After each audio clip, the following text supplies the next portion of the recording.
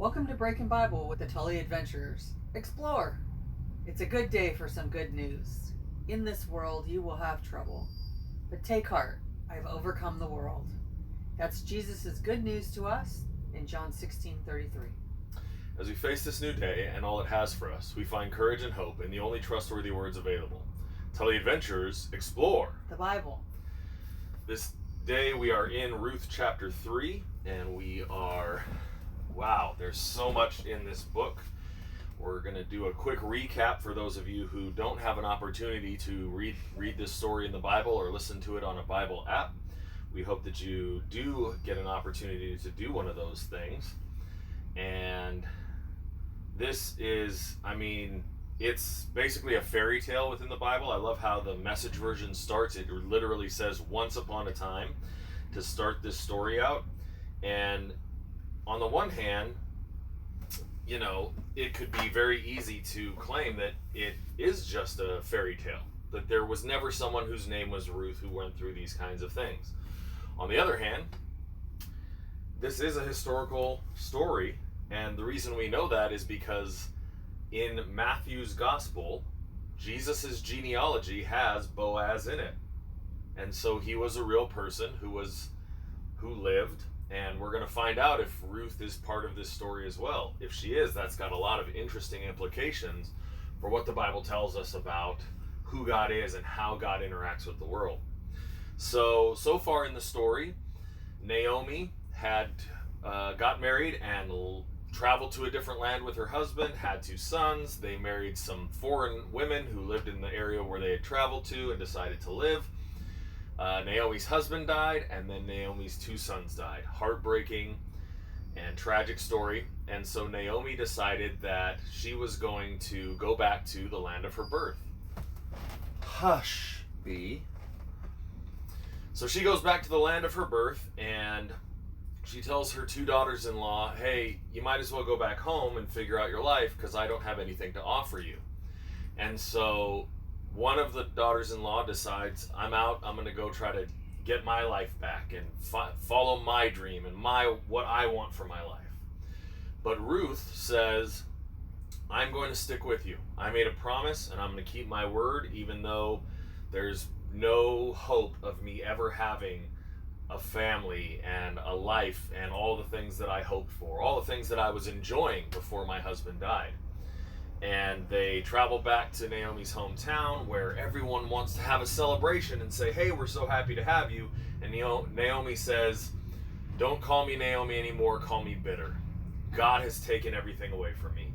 And in our past podcast and on YouTube, you can kind of see how we break some of that information down.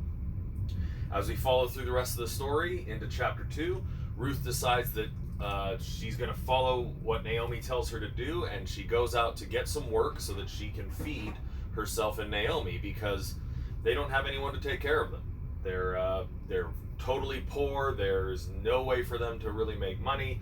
So Ruth goes out and she starts gleaning, which we in modern times don't understand as city folks, especially me. But I grew up with some of these stories, so I've heard that what it is when the men go out to harvest, their women follow behind and bundle up the sheaves, which is a group of wheat or barley, and then the poor people followed behind and collected whatever they could so that they would have something to eat. Boaz is the one who owns this field, and so obviously he must be doing pretty well. He has a bunch of people who are going to go out and harvest for him and take care of all of these things. And so he sees Ruth, he finds out about her, hears the story of how she decided she was going to follow Naomi even though there was no hope, so what courage she has, and he starts treating her well. And so we come into chapter 3 where Naomi has made a plan. In our last podcast, we've talked about how culturally these things work for this type of people. Basically, if a woman gets married and her husband dies, then the next brother in line would take over the responsibility of taking care of this woman. And so yes, there's the rights of marriage, which is getting to be married, if you know what I mean, in the biblical sense. but there's also the responsibilities of now you have to take care of this other human being and provide for them and protect them and make sure they have the things that they need. And so what we're going to see in this chapter, chapter 3, Naomi sends Ruth to this party and says, present yourself to Boaz as someone who he can marry. And so she does, and come to find out there's someone else who's earlier in the succession to take Ruth if that man so chooses. And once again, this is not just he gets to take her and use her for, as an object for him to enjoy. This is, he has to take responsibility of her. What's sad to me is probably the closest modern day thing that I can think of is deciding to get a dog. And now, there's the joy of I have a dog and I have a pet, but you also got to feed the dog and pick up after the dog and do all the things that you have to do, buy the dog a bed and toys and all of these things. And so for us who are so immature and don't understand, we think that marriage is, I don't know what you might think marriage is. For a lot of people, they think that it's an outdated tradition, or they think that it's, just a boring, painful thing. But then on the other hand, there are plenty of people running out, going to nightclubs and doing all these types of things because, well, they don't want to be alone. They want to be with somebody. So how do you balance all of that? So we come back to the rest of this story. Boaz is an honorable man. He shows that by saying there is someone else who could have rights here, and so we have to honor that. But let me go take care of that, and if he decides that he doesn't want to take on this responsibility, you'll be mine. And so Ruth goes home. Boaz gives her extra food to take home. Ruth goes home, and Naomi says, what happened? And then you can see Naomi's faith in God is coming back, because she says, sit back and relax, my dear daughter, until we find out how things turn out. That man isn't going to fool around. Mark my words. He's going to get everything wrapped up today.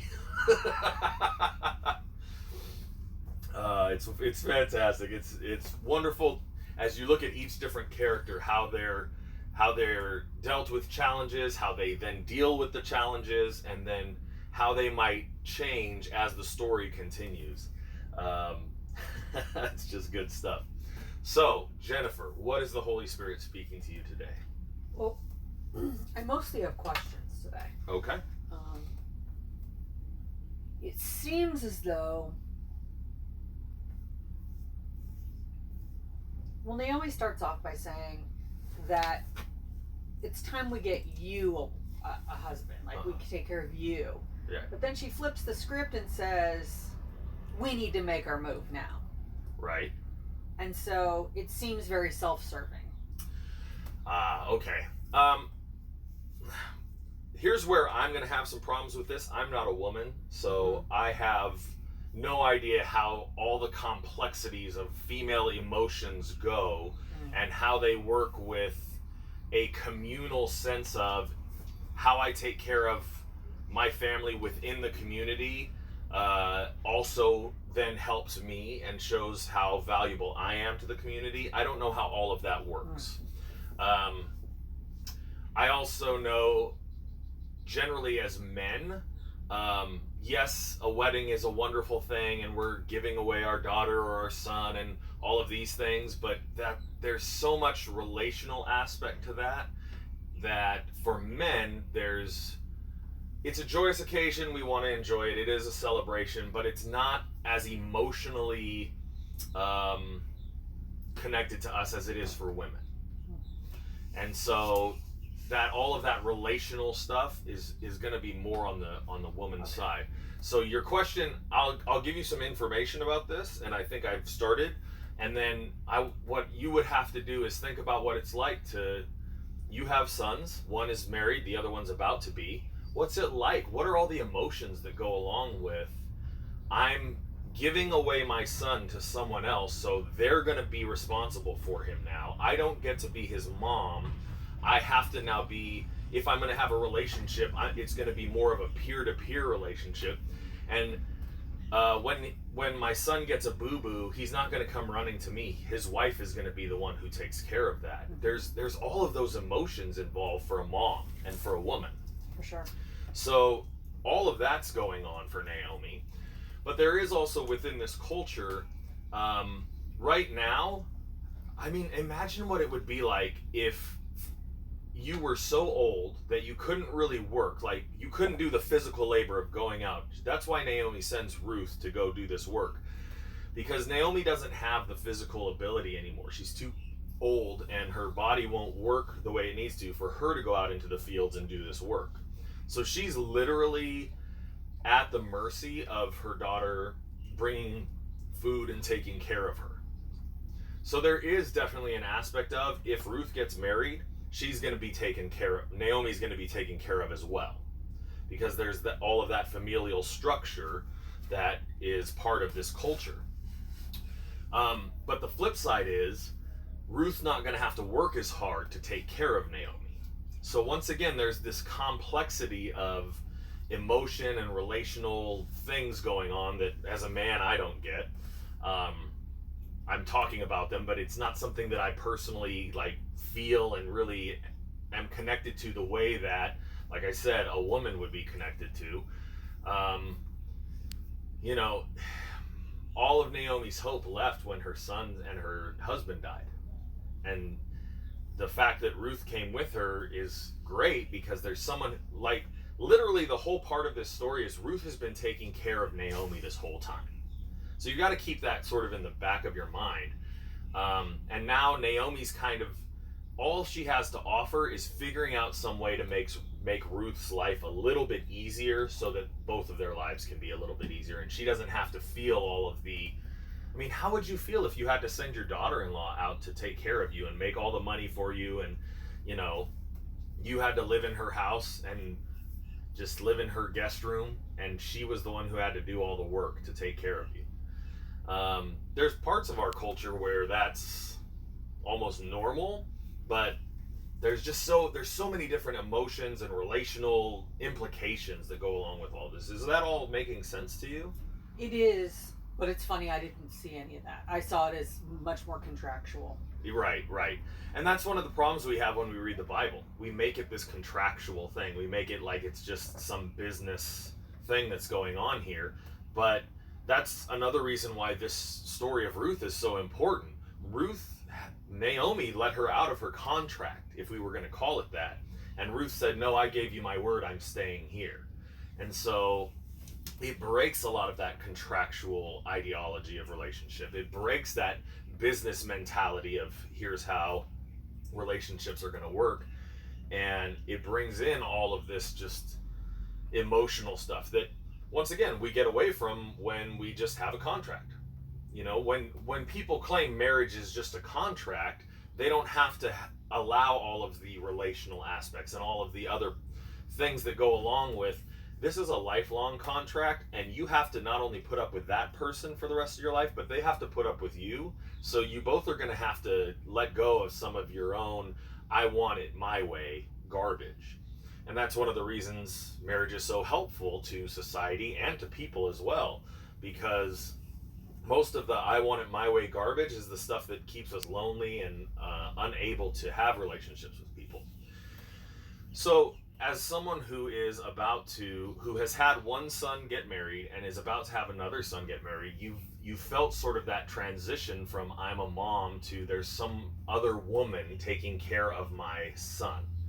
So you have a similar situation with Naomi here. What does that feel like for you? What is that like? It's a great question. So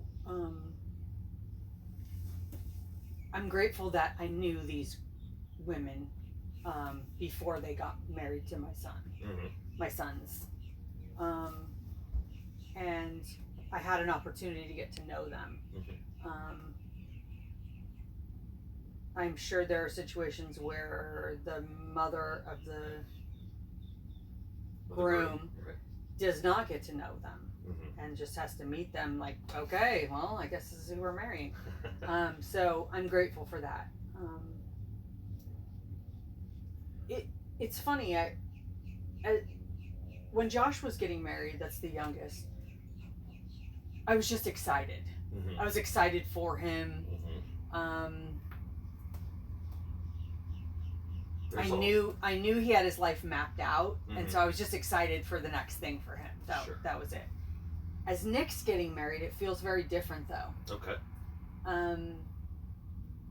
I worried that Nick might not want to get married.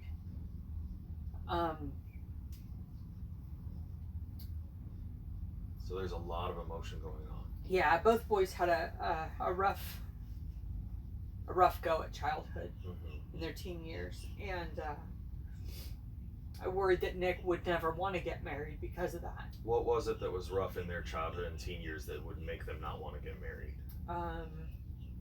Well, when they were younger, their father and I had divorced, and then I was involved with a man who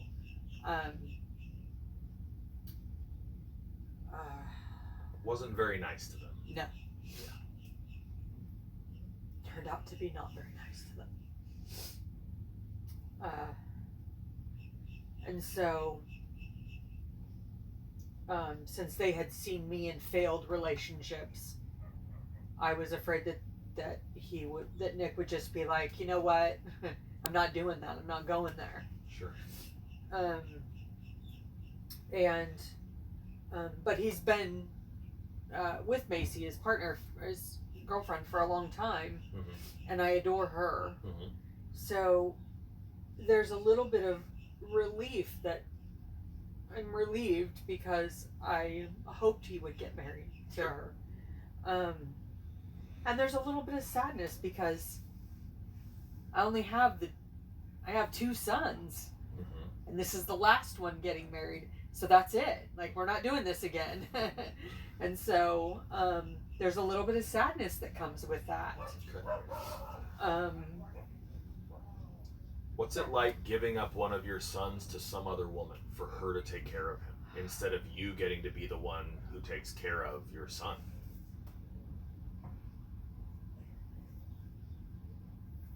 What are some of the emotions that go with that? If you want to make it easy for me, you can just do happy, angry, sad. There's a little bit of sadness there. There is, because, I've said this before, as your children are growing up and into their teen years and all of that, you know everything. I mean, you know most things that are going on with them. You know their day-to-day stuff. You know what's going on in their life. And when they move on and they're with their partner, you don't know those things anymore. And I really long for that. It's like I want to call them and be like, tell me what happened. Like, give me the play-by-play for today. Right. What's going on in your life. It's like they might hit 1 or 2 highlights for the last month. And I miss that. I miss that interaction. So there's grief there. There's a loss, and you have to learn how to let go of being that person for them. Yeah. That sounds like a lot to deal with. I've read, and obviously I'm not a woman, so I don't know how any of these emotions go. I've never brought a human being into this world and had that sort of connection, fed them from my own body, any of those kind of things that mothers get to do.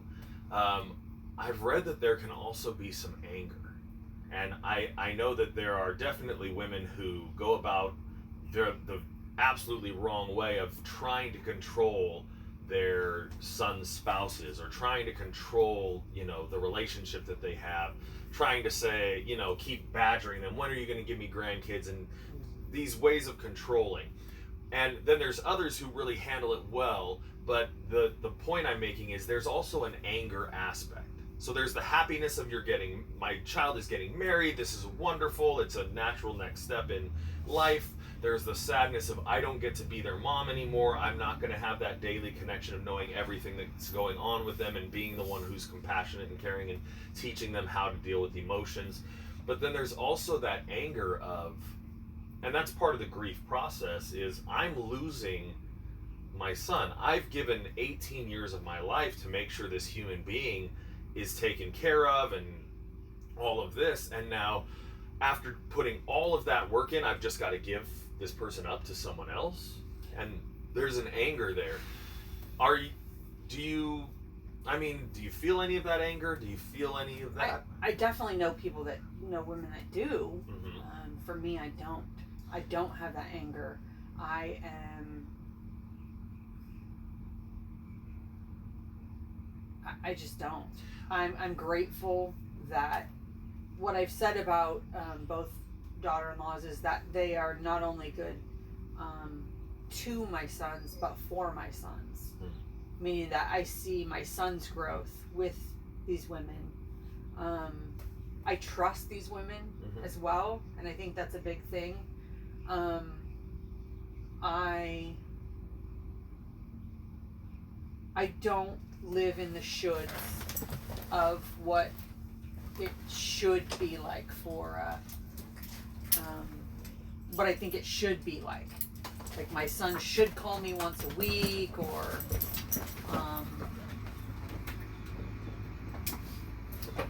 you know, Keep going. or I'm mad that I don't get to take care of them, or I would have taken care of them better, or I think part of that is that my sons are pretty independent on their own. I know they make great decisions, and so I just don't feel that. I don't feel that type of possession over my sons. That's interesting, and that's okay. I mean, I'm not telling you that you should, but to me, what I've known is for the grief process, for me personally, anger is a part of the grief process, and so I'm not asking you, are you holding on to that anger? Because that's what causes people to these mothers to try to control, their children who are married's lives. But if you didn't feel the anger, then you didn't feel the anger. But for me, if I was going through the process of grief, there's got to be a moment where I'm angry, where I'm just upset that, like I said, the idea to me of I've put in all of this work for 18 years and now this person is just... Okay, I see where you're going with but this. then I also can flip this with women have a tendency to handle their emotions better than men do. And when they recognize that and are able to use their understanding of that to help men deal with their emotions better. So once again, as a man, I'm saying during the grief process, I would be angry. Well, as a man, anger is this burst, explosive, a moment where all of the anger finally comes together. Whereas I can imagine that as a woman, even maybe to the point of as soon as you have the baby, you're dreaming of, or while you've been pregnant, you're dreaming of what this child's life might be like. And you have this hope and dream of what it could be. And it includes getting married and doing all of these things. And so the anger portion would be dissipating throughout the entire child's life as you're dreaming of, this is what I'm hoping for, actually. I get what you're saying, and there have been moments. I can think of one where something was going on in my son's life, and I didn't know about it until the last moment. And there was a quick flash of anger. I was angry, like, why didn't I get included in that? But it dissipates quickly. So sorry, just to clarify, so your son had gotten married and was with his spouse, and then you found out about this situation that happened. No. And they hadn't called you? Like, can you give me some context here? I'm just trying to understand what you're telling me. So... Because what I'm saying is there's two distinctive points that we're talking about. Okay, so... There's his mom, and you get to be the one who knows about his daily life. Right. And then there's this totally other part of life where he's married, and you don't get to find out everything that's going on. What part of life are we in during this story? During this story, so it was with Nick, and he wasn't married yet. He was going to be getting engaged. Okay. And he had this whole thing all set up, and all these people were involved, to make it perfect for Macy, his girlfriend. And I didn't find out till the last minute. Okay. I didn't get to be involved in the process. Okay. And I was angry for a quick second. Okay, there we go.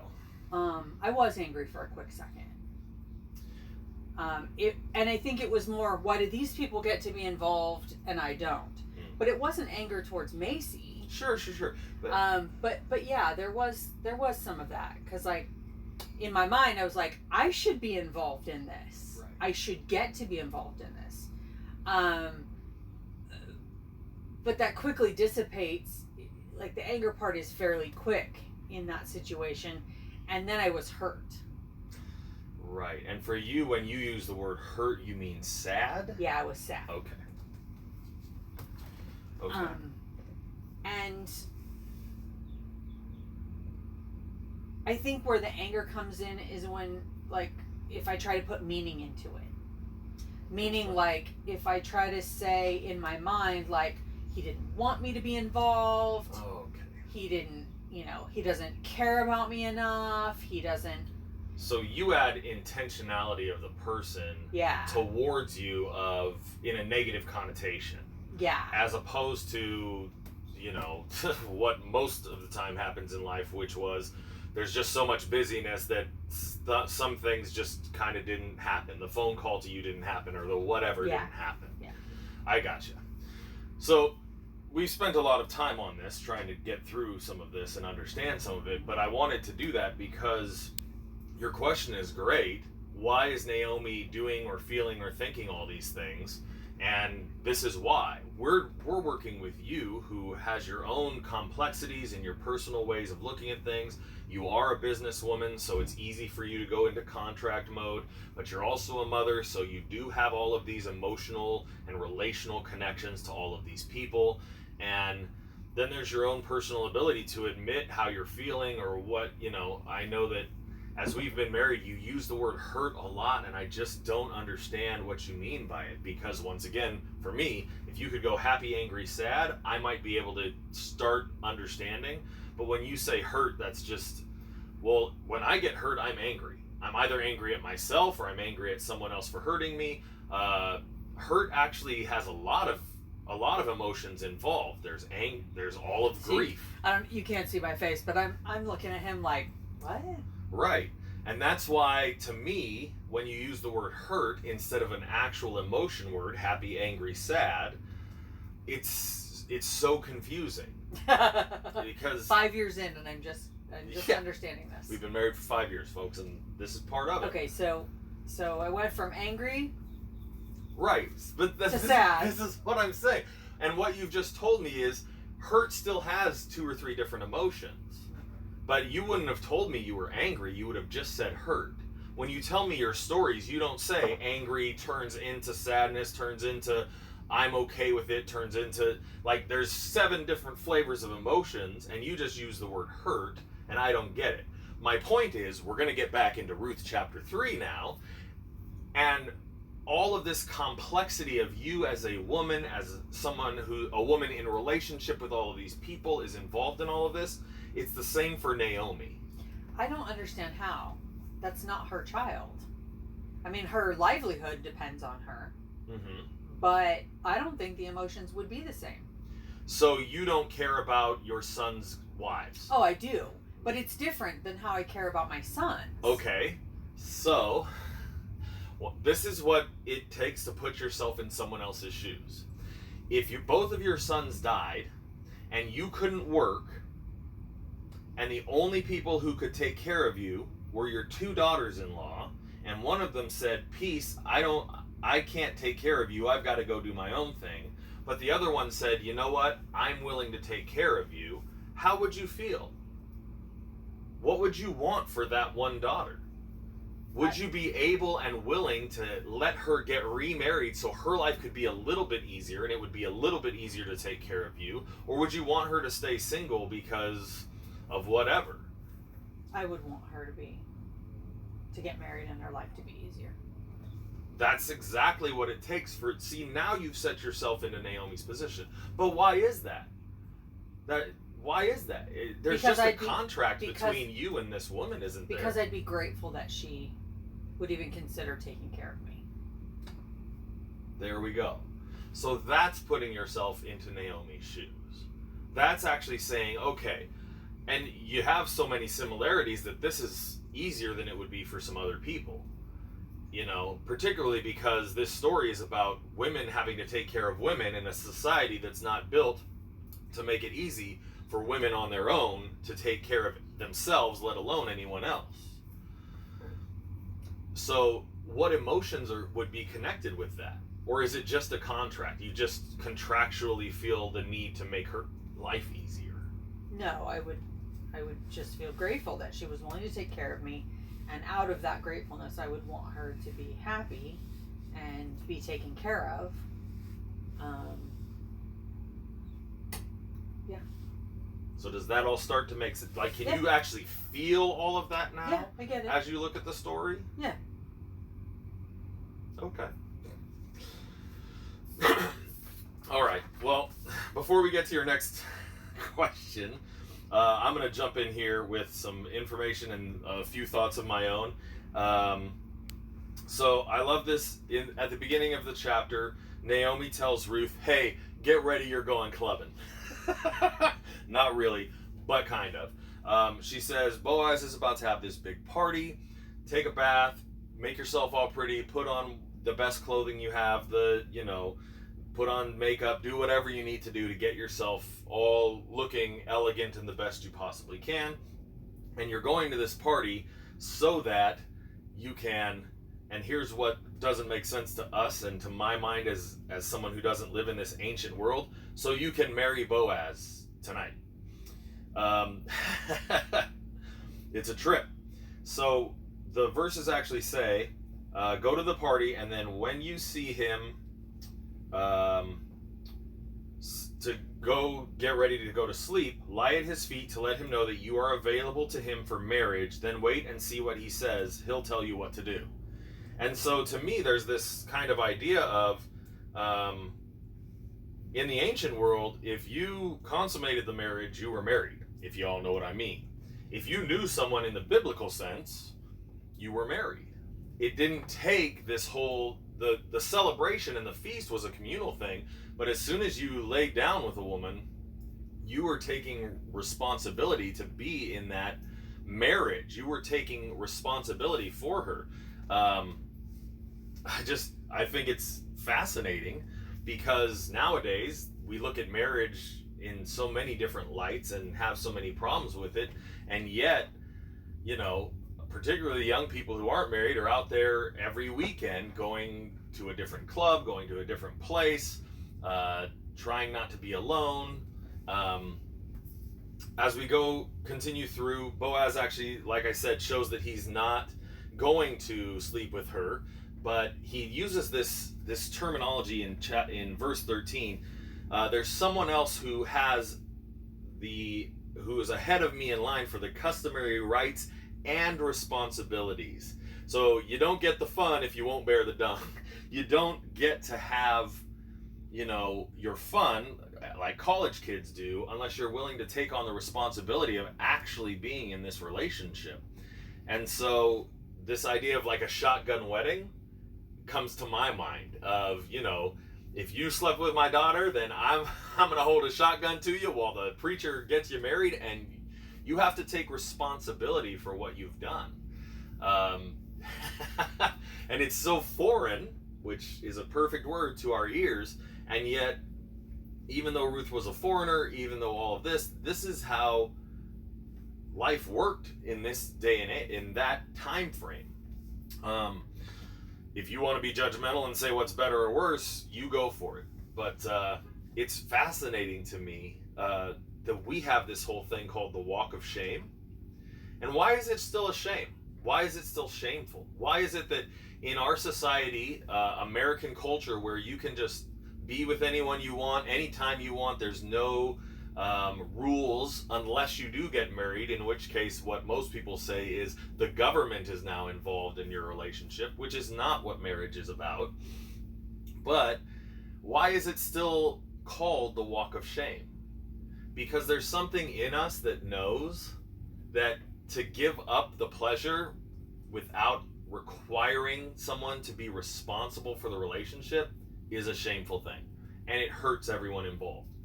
And no matter how much we play it off or pretend it doesn't, these people who are doing their walk of shame know they've given up something precious and valuable to someone who obviously doesn't care about it.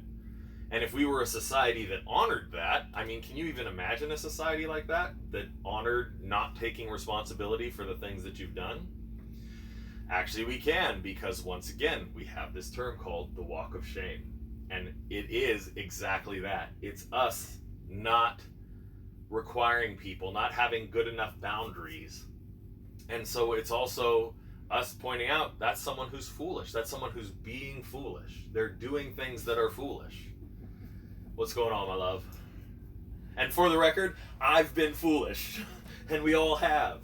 So I'm not saying that I'm any better than anyone else. I'm just pointing out, in the ideal... Go ahead, my love. What's making you laugh? I'm having this memory. So I used to do hair for photo shoots, and I had a friend that lived in the Hollywood Towers in Hollywood, California. It's this big, old, beautiful building of apartments. And I remember being out on the grass in the front doing a photo shoot with her. It's probably like 11 a.m., noon. And just droves of girls coming home doing the walk of shame. So the walk of shame looked like they'd gotten all dolled up the night before, hair all done, makeup all done. But in the morning, the hair was all disheveled, mascara all rubbed down their face, carrying their heels over them, dresses all kind of, skewed, just hung over. And you would just see the zombie horde. Oh my gosh, you would just see them just at one after another. And it was quite entertaining. So that's what came to mind. Oh, and it's sad because it is entertaining, but it's also sad. It is. So it's just this sort of like, it's entertaining in that we laugh to keep from crying. Yeah. You know, it's heartbreaking to watch, and there's nothing we can do about it. So, Yeah. Oh man, yeah. Oh geez, such good stuff.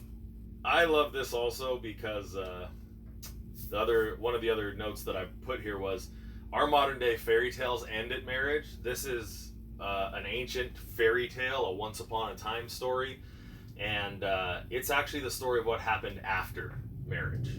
After they got married, they made these decisions, they did all these things, and then life actually happened, and then they had to deal with the consequences. And now we're into this part of the story, and I'm grateful for it, because I think that our modern fairy tales that end with, and they live happily ever after they got married, that's not accurate at all. That's not how real life works, and so we've taught all of these kids to romanticize getting married, and then no one knows what to do after the marriage is done, because the hero's done their part, they've been heroic, the woman's done her part and been rescued by the prince, or whatever you want to call it, and now what do we do? And so we need stories that are stronger than that have more to them, that have some universal truth behind them to help keep the understanding of what we're supposed to do going, so that we don't just get married and then we're just lost. Okay, well, now what do I do? Anyway, Jen, do you have any other questions or things you want to know about this, or anything that stood out to you?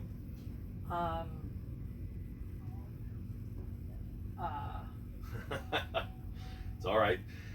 I love that Boaz wanted to protect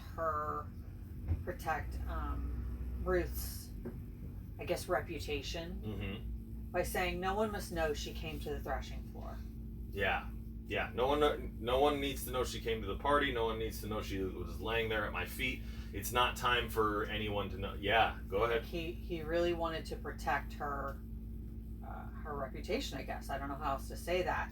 And also he seemed very upstanding. Like, he wanted to go by the customs, wanted to follow the rules and give this other person that opportunity. Although he did seem interested, and he seemed very enamored with her. Sure. It could have gone a whole different way. Yeah, absolutely. And it didn't. Absolutely. And he seemed so far very gentle with her. Meaning that he's concerned about, her being fed, her, he knows that she'll have to go back to her mother-in-law. Like, that's part of the deal. So he tells her how courageous she is. He tells her, she's a prize, and that I wonder if he I mean, who knows why he told her that other than she is, but also, so maybe she didn't feel rejected. Mm-hmm. What's interesting about what's standing out to you right now is that as men, we're told we're supposed to protect our women, we're supposed to protect our wife, and so often we as men hear that and we think, okay, I'm supposed to use my physical strength, which I have, because that's how I'm going to protect my wife. I'm supposed to protect her physically. And we don't understand what you're telling us right now, which is what you get from this story. Boaz is protecting Ruth emotionally. Boaz is protecting her reputation. Boaz is protecting how she's going to be seen in the community so that she can have right relationships with everyone in the community, which is what's important to women. And so we as men here, you're supposed to protect your wife, and we just go, okay, I'm going to be big and strong and physically protect her. No. There's so much more to it than that. Yeah, there might be times when you need to protect your wife, you know. You're walking down the street, she's paying attention to 17 different things and doesn't realize she's about to get run over by some person or a car or whatever. Not that that ever happens. Yes, it does. But more important to her than that, when you want your wife to really feel loved, you're going to go out and protect her reputation and protect how the people around her see her. Is that ringing true to your heart? How does that make you feel, Jennifer? Yeah, absolutely. It is absolutely true. It's not just the physical part. It's, you know, how a woman is viewed by her community is important. And because women rely so much on the relational aspect of life, when that's damaged, it isolates her. Oof. Oh, that's so heartbreaking, because I know that as men, we want to show off our wives. We want our wives to feel comfortable going out into the community, right. But we don't think about how her reputation affects her willingness to go out into the community. Yeah, it can feel very isolating. Which then puts, I mean, looking further down the road, then puts a whole other burden on the husband, because if she can't feel comfortable in the relationships in the community, then she'll have no choice but to rely on her husband to meet those needs. Oh, and no one single human being can Exactly. fill all of those needs. And so then that puts an undue burden on him. And then he's frustrated with, why can't she go to the community, not realizing that he didn't protect her emotionally, her reputation, her emotionally with the community. And now there's this huge conundrum. And so all of that marital stress comes from him not recognizing that he needs to protect her reputation, and her not being able to explain to him how much that matters, and just this misunderstanding between the genders. Wow, that's so huge, and it's heartbreaking. I think of friends I have who, you know, actually I just think, not of friends I have, I think of men particularly who say horrible things about their wives in public or to their friends and buddy. They're just complaining about their wives, and not only do they not recognize, hey, you're telling people you're dumb because you chose this woman and now you're so upset with her, but they're also destroying any opportunity she has to be comfortable going out into the world and relating to people. It's the same thing as when a man is emotional in front of his woman, and then she goes out and tells all of her friends, oh yeah, he cried about this, and then his buddies are making fun of him, you know, on the golf course or wherever, and he's just lost all respect from his community. And so there's so many ways that we as human beings can absolutely destroy relationships for each other, and how much of it are things that we don't think about and we're not aware of. We don't, you know, part of the purpose of the church is to make us think about these things so that we'll actually treat each other better. And it's not just ethics, it's actually being in aligned with who God is so that we'll do this. because it is so easy to get hurt or upset or angry or just feel grief that my spouse is doing this thing to me, but not be willing to confront them in love and say, hey, when this kind of things happen, when you do this, it makes me feel this, which causes me to want to do these things. This is the effect of your actions. Oh, so yeah. I'm just going to say this out loud so I can understand my own thought process. But okay, so let's just say, I'll just put us in this scenario. Sure. So let's just say that let's use a husband and a wife. Okay. That way it's not personal. All right. So the husband goes to his two buddies, his two best buddies, and he's just complaining about his wife. Yep. Okay.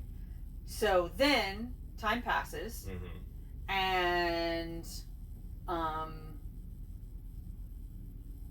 the couple, the married couple, gets invited to the buddy and their partner's barbecue, whatever, parties or whatever. The wife doesn't want to go. And the husband doesn't know why. Keep going. And the best she can do is say she just doesn't feel comfortable. Right. Or she goes and she's timid and doesn't really talk to anybody. And then she seems antisocial. Which can then feed these men that he's complained to firing up that conversation again because they see that she's not participating. Yep. And then the wife seems totally antisocial because she won't engage with these other women. And so then they're put off because she won't engage with them. And that's how it all breaks down. And so it's a self-fulfilling prophecy, Yes. this catch-22 of you're doing the wrong thing.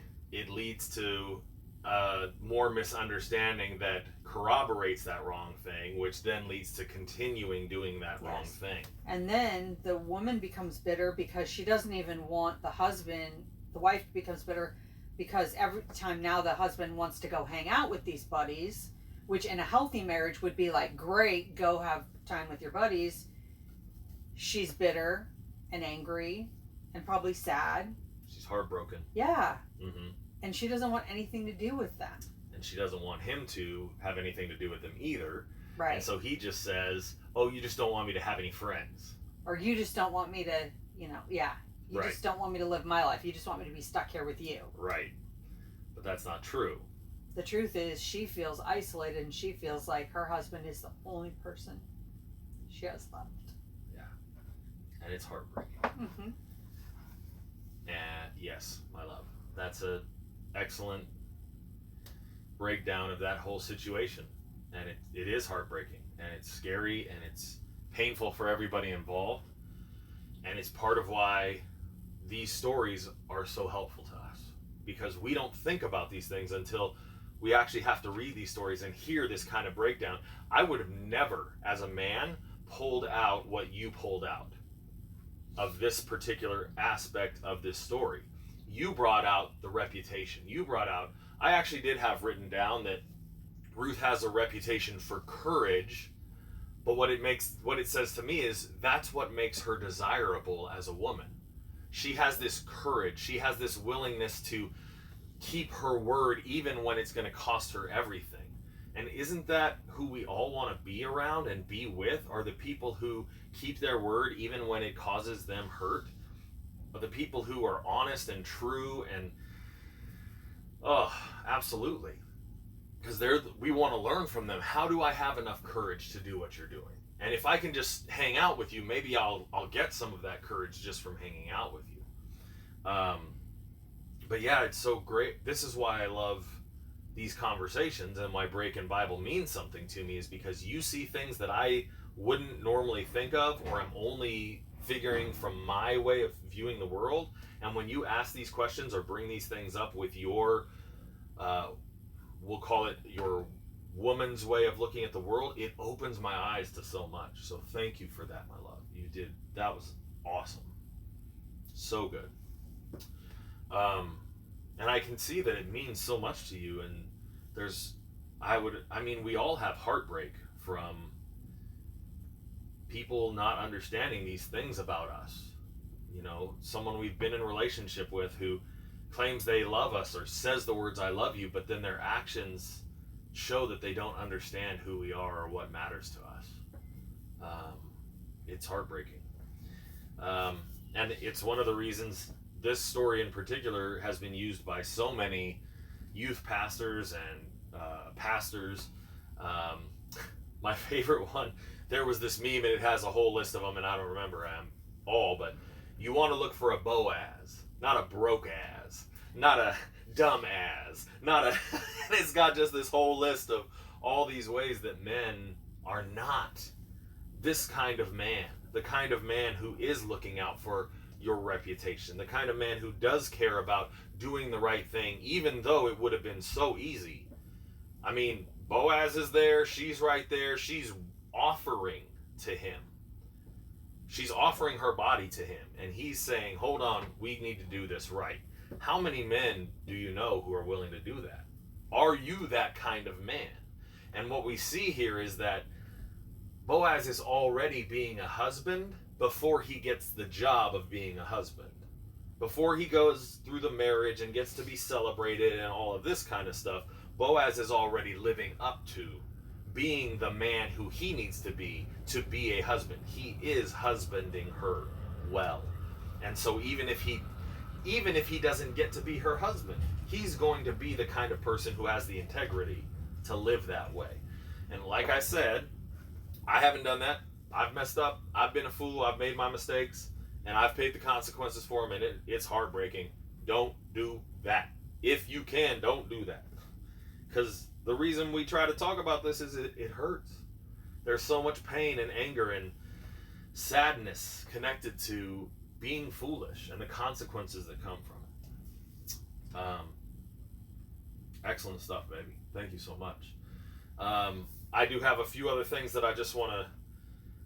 This chapter is just so full of so much. Boaz is in the genealogy of Jesus Christ. Why does that matter? Well, what we're going to find out is in the last chapter, and you'll see, but when we hear that Boaz is in the genealogy of Jesus, we could just say that shows someone who's of great integrity, someone who cares, someone who's husbanding, whether or not they get to have the joys of being a husband. That might be enough to put him in the lineage of the Savior. But what do you think is going to happen in the next chapter? Well, first, I don't know what you mean by the lineage of the Savior. I have no idea what Jesus went to Ancestry.com, okay, and Boaz is in the line. Boaz is one of his ancestors. So, like, you know who your mom and your grandma and your great-grandma and your great-great-grandma are? Boaz is the great-great-great-great-great-great-great-great-great-grandpa of Jesus. Does that make sense? Genealogy, lineage, ancestry. Okay. You started. Okay. So that's what that means.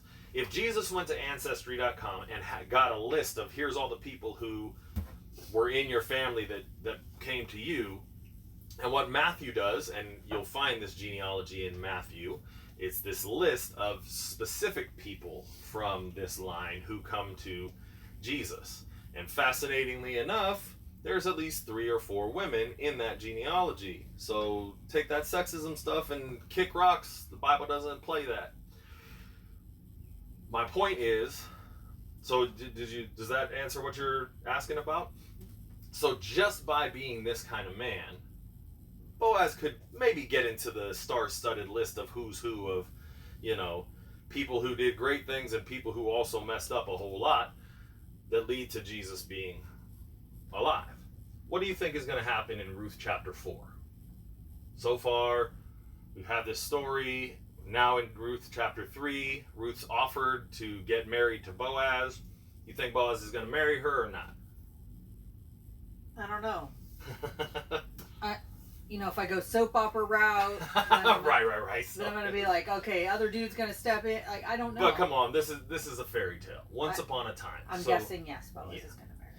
And so I'll let y'all in because you have Bibles and you can read it. In chapter 4, Boaz marries Ruth. Well, what does this tell us about? So Ruth is a foreigner. Ruth is someone who Boaz should be racist against. In fact, if we go back in the Bible, the Israelites were supposed to kill all the Moabites when they came in to take over the land. And they were supposed to make sure that none of them existed so that they would never worship the Moabites' gods. But of course, Israel didn't quite live up to the challenge that God gave them. Just like none of us live up to God's challenge. So who's God? God is the one who takes away all of this racist garbage and works out these things for good. And so here we have Boaz marries Ruth.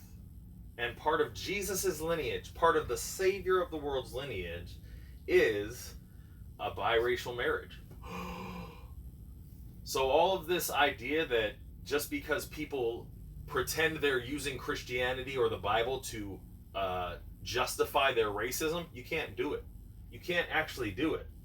Racism doesn't get a place in God's way of doing life, because here's Ruth, who is a foreigner, who's a different skin color, who's totally other than, getting married to Boaz, and they're in the line of Jesus. Racism kick rocks. You don't get to be here. It's part of the beauty of who God is. God doesn't see gender, race, skin color, any of that stuff. What God sees is our hearts and who he created us to be. That's why we get to say, you are God's holy and dearly loved child, and he is pleased with you, even when he cannot approve of the things that you've done. And it's beautiful. And yes, there are so many other aspects of this. I mean, why would you care what someone looks like? And shout out to Martin Luther King Jr. Right now, here's where he gets so much of this from. I have a dream that one day people won't look at you for the color of your skin. They'll look at you for the consistency of your character. Look at Ruth. Consistent character. Reputation for courage. Reputation for being an incredible human being. Look at Boaz. Being a husband, even if he doesn't get to enjoy all of the husband things. Being the kind of man who stands up for what's right and does what's right.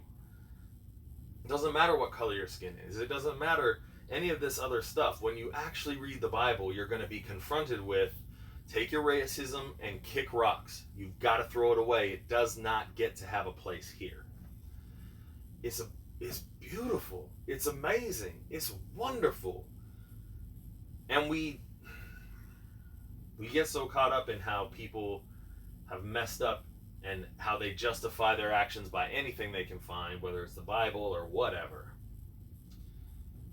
And the real story here, the story of Ruth and Boaz, the story that leads us towards Jesus, that leads us towards the salvation of the world, that leads us towards who God is and what his heart really is for us, is a story of character, not color. Man, I just love it. I love the Bible, man. I just love it. Did you have anything else that stood out to you, my love? No. I love this. I think it's great.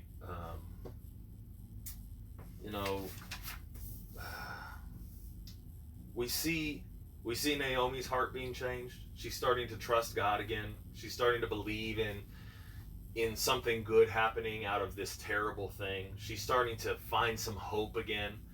And how many of us are like Naomi? We've been in difficult circumstances and things that are uncomfortable for so long that we just don't, we're at a loss for any hope that God's going to do anything right. But that's what this story is about. The grace that comes from God. Someone who said, like Naomi did, call me bitter. God's taken everything. Me and God ain't hanging out no more. And God still comes through on her behalf. And still has something good for her. Oh. That's what these stories are about. Seeing eternal reality. Starting to look at things the way God sees them. And see how God's going to make something good. I also wanted to point this one out. I just can't help myself. Obviously, we're here on social media. You can see us on all the social media sites. And what I love is, none of it's going to matter in a while. Ruth's name is known not only for going against social norms, being a wild woman who doesn't live within the social construct, but also for doing what is right. Her willingness to be outside of the social norms was so she could keep her word. So that even if it wasn't going to work out for her the way she hoped or thought she wanted, that she was going to do what she said she promised she would do. No one will know the Kardashians 100 years from now.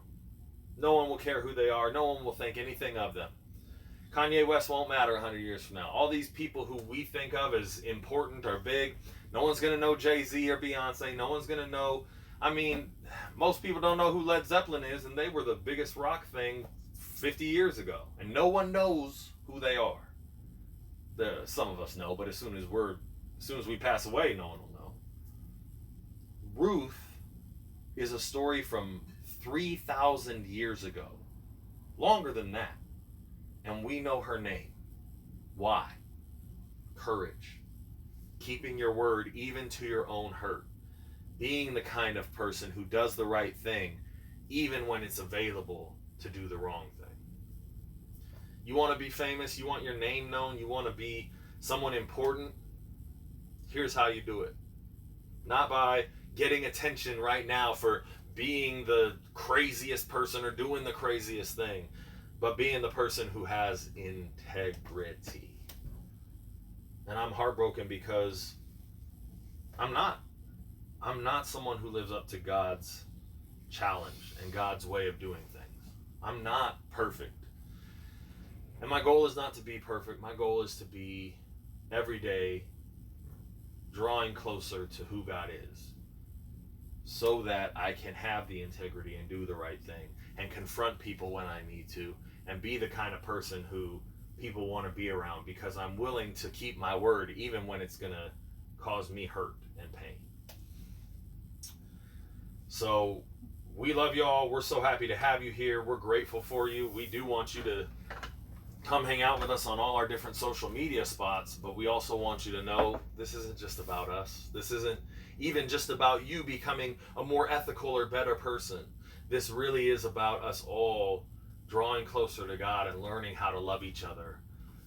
I'm really excited that I get to, after 5 years, figure out that my wife's reputation is so important. And so now I can go out and create some emotional and relational currency for her so she feels not only safe, but excited to go out and share life with people and be with people. I wouldn't have known this any other way. I'm old, and I still hadn't figured this one out. No one had told me, no one had taught me, and I hadn't learned it myself. So I'm really grateful that God has brought us to this place where we can have this kind of conversation.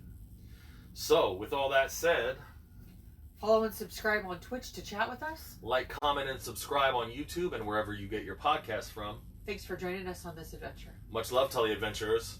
Explore.